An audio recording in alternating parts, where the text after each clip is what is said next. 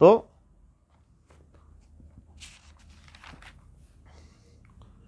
ये हमने ये एग्जांपल्स थे कुछ जो हमने इसके समझे वर्क्स कॉन्ट्रैक्ट, सॉरी। तो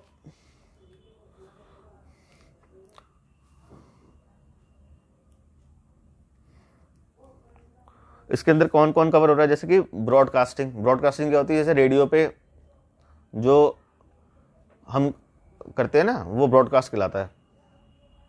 टीवी पे टेलीकास्ट होता है, रेडियो पे ब्रॉडकास्ट होता है, ठीक है। टीवी पे जो चैनल आते हैं ये टेलीकास्ट होते हैं, और रेडियो पे जो चैनल आते हैं वो ब्रॉडकास्ट होते हैं। सिंपल सी बात ये है, ठीक है। एडवर्टाइजमेंट, केटरिंग, गुड्स कैरिज, इन सब के ऊपर ये सब वर्क कॉन्ट्रैक्ट के अंदर आते हैं, इन सब पे लागू होता है 194C, ठीक है। और इसमें रेलवे का पेमेंट इंक्लूड नहीं है, ठीक है, रेलवे को एक्सक्लूड कर रखा है। गुड्स कैरिज के अंदर सिर्फ ये ट्रक्स वगैरह के लिए है, इसके लिए नहीं है, रेलवे के लिए नहीं है, ठीक है, रेलवे एक्सक्लूड है इसमें। अब इसका एक नोट है, ठीक है ना, उसको समझने के लिए एक एग्जाम्पल समझेंगे, ठीक है। मान लीजिए कि भाई एक स्कूल है ABC, ठीक है। अब उस स्कूल को उसके पास 1000 स्टूडेंट्स हैं। अब उन स्टूडेंट्स के लिए ABC स्कूल को ड्रेसेस बनवानी है, ठीक है। मान लीजिए अब उन्होंने एक टेलर को हायर किया, ठीक है, मिस्टर D आ गए टेलर, ठीक है। अब मिस्टर D को उन्होंने बोला भाई हमें ना 1000 ड्रेसेस चाहिए। तो मिस्टर D ने बोला कि भाई हो जाएगा, आप कपड़ा आप दोगे, मटेरियल आप दोगे, या मैं अपने आप से लेके आऊँ। तो हमने कहा नहीं भाई, मटेरियल तो हम ही आपको देंगे, ठीक है ना, क्योंकि आप तो मटेरियल भी अगर ले आओगे तो आप उसमें भी मार्जिन लोगे और मटेरियल भी अच्छा नहीं होगा, ठीक है। तो हम मटेरियल अपनी तरफ से देंगे, ठीक है, आप सिर्फ अपने स्टिचिंग के चार्जेस बता दीजिए। तो उसने कहा ठीक है जी, 300 रुपये पर ड्रेस लगेगा। हमने कहा ठीक है जी, 300 रुपये पर ड्रेस के हिसाब से दे दिया जाएगा आपको। अब मान लीजिए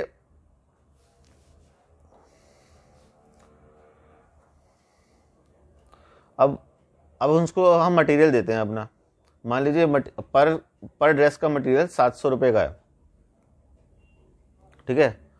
तो कितना हुआ, 300 रुपये का वो स्टिच करेगा और हर ड्रेस को, और 700 रुपये का हमारा मटेरियल, यानी ये टोटल मिला के हो गया 1000 रुपये एक ड्रेस का बनता है, ठीक है। तो अब अगर हम उसको मटेरियल देते हैं, मटेरियल अगर हम उसको देंगे तो मटेरियल कितने रुपये का दे देंगे हम उसको, 700 इंटू 1000, यानी कि 7 लाख रुपये का मटेरियल दे देंगे। पर अगर हम इतना महंगा मटेरियल उसको दे देंगे, बाई चांस वो लेके भाग गया तो, ठीक है, हम तो वेट ही करते रह जाएंगे कि हमारा सामान आएगा, और वो बंदा ही निकल लिया सामान लेके। तो जो इंडस्ट्री होती है ना, इंडस्ट्री में ना इस तरह से काम नहीं होता, उसमें कॉन्ट्रैक्ट्स अलग तरीके से होते हैं। इंडस्ट्री में क्या करते हैं वो लोग, जैसे कि आपके रीड एंड टेलर, आपने सुना होगा, लुई फिलिप है, ये आपके पीटर इंग्लैंड है, ये सब भी ऐसे ही करते हैं। मैं बताता हूँ तरीका क्या होता है इनका करने का। ये जैसे टेलर हायर किया, ठीक है, टेलर हायर करने पर ये कहते हैं कि जी कपड़ा जो है, मान लीजिए 7 लाख रुपए का हमारा बन रहा है ना, इस एग्जाम्पल में 7 लाख रुपए का कपड़ा है, और टेलर को वो बुलाएंगे कि जी हमें ड्रेस बनवानी है, ठीक है ना। जैसे अब स्कूल का एग्जाम्पल लेते हैं, स्कूल की बात करेंगे हम। स्कूल ने कहा जी ड्रेस बनवानी है, 7 लाख रुपये का कपड़ा, तो स्कूल क्या करेगा, 7 लाख रुपये का कपड़ा उस टेलर को बेचेगा पहले, कि आप 7 लाख रुपये दो और ये कपड़ा ले लो हमसे, ठीक है। तो अब टेलर कहेगा जी मैं क्यों लूँ कपड़ा, आपको तो ये देना है ना मेरे को। उसने कहा ठीक है, देना तो है हमें, आप जब स्टिच करके वापस दे दोगे हमें तो 7 लाख रुपये वापस ले लेना।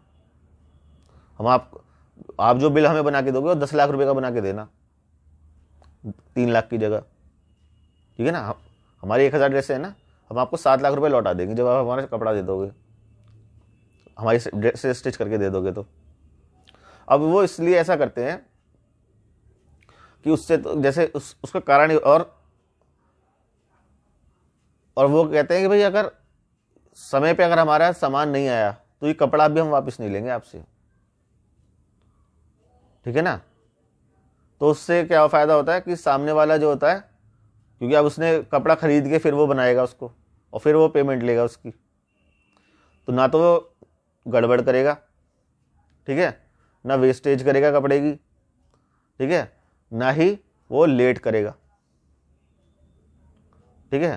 तो टाइम बाउंड काम हो जाए, इसलिए कंपनीज इस तरह से, और उनकी पैसे प्रोटेक्ट रहें, कंपनीज इस तरह से कॉन्ट्रैक्ट करती हैं, ठीक है, इंडस्ट्री के अंदर। जैसे मैं इस स्कूल के एग्जांपल में बता रहा हूँ, ठीक है। तो वो कहते हैं कि भाई पैसे आप लो, आपको आप जो बिल बनाओगे वो 10 लाख का बनाना, ना कि 3 लाख का। हम आपको 10 लाख की पेमेंट करेंगे, ठीक है। ये 7 लाख का कपड़ा हम वापस, 7 लाख की पेमेंट जो आप हमें अभी कर रहे हो वो हम वापस करेंगे आपको, पर तब जब आप हमारा टाइम बाउंड दे दोगे सारा सामान, ठीक है। तो ये चीज़, ये प्रैक्टिस इंडस्ट्री के अंदर है, इसलिए लॉ के अंदर लिखा गया। अब बता दो क्या लिखा है इन्होंने। The definition of work shall include manufacturing or supplying a product according to the requirement or specification of a customer by using material purchased from such customer, ठीक है ना। यानी कि जो मैन्युफैक्चरिंग और सप्लाइंग प्रोडक्ट है according to requirement specification customer की, कि भाई कस्टमर ने बताया कि ऐसे बनाना है, ठीक है, by using material purchase from such customer, जैसे मैं ये स्कूल का एग्जांपल है, मैंने बताया आपको। However, it shall not include manufacturing or supplying a product according to the requirement or specification of a customer by using material purchased from a person other than such customer। मतलब ये कह रहे हैं कि अगर कस्टमर से खरीदा था आपने मटेरियल, है ना, क्योंकि कस्टमर ने तो अपने प्रोटेक्शन के लिए किया था ये काम, ठीक है, तो उस केस में तो ये वर्क कॉन्ट्रैक्ट है, तो टीडीएस कटेगा। पर अगर कस्टमर ने बताया कि भाई ड्रेस बनानी है, ठीक है, कस्टमर कहते हैं जी ड्रेस बनानी है हमको, आपको इसकी, ठीक है जी बना देंगे ड्रेस, टेलर ने कहा, तो कपड़ा भी आप खुद ही ले लेना और बना देना, हमने अपनी तरफ से कपड़ा नहीं दिया, तो हम तो उसको बनी बनाई ड्रेस ले रहे हैं एक तरह से। तो ये क्या है, सेल हो गई, वो सेल कर रहा है हमें ड्रेस से, ना कि ये वर्क कॉन्ट्रैक्ट है कोई। तो इसके ऊपर सेक्शन 194 से अप्लाई नहीं होगा इस केस में, अगर वो कपड़ा हमसे नहीं खरीद के हमें नहीं दे रहा तो, यानी कस्टमर से कपड़ा खरीद के कस्टमर को अगर वो नहीं दे रहा है ना, वो तो किसी और से कपड़ा खरीद के वो उसकी कस्टमर की स्पेसिफिकेशन के हिसाब से कपड़ा ड्रेस बना के दे रहा है, तो सेल हो गई ना, तो सेल के ऊपर टीडीएस नहीं कटेगा, 194 से अप्लाई नहीं होगा, इसमें ये लिखा हुआ है, ठीक है।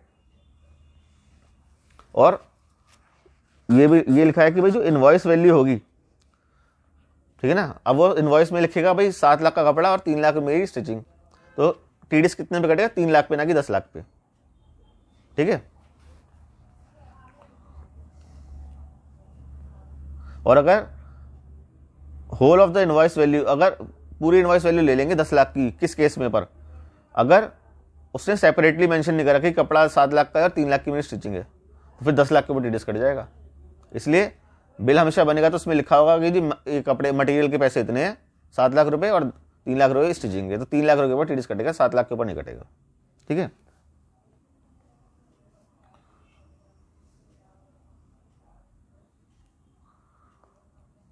अच्छा, अब ये हो गया हमारा, उसके बाद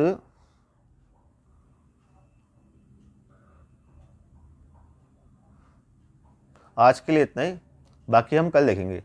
थैंक यू।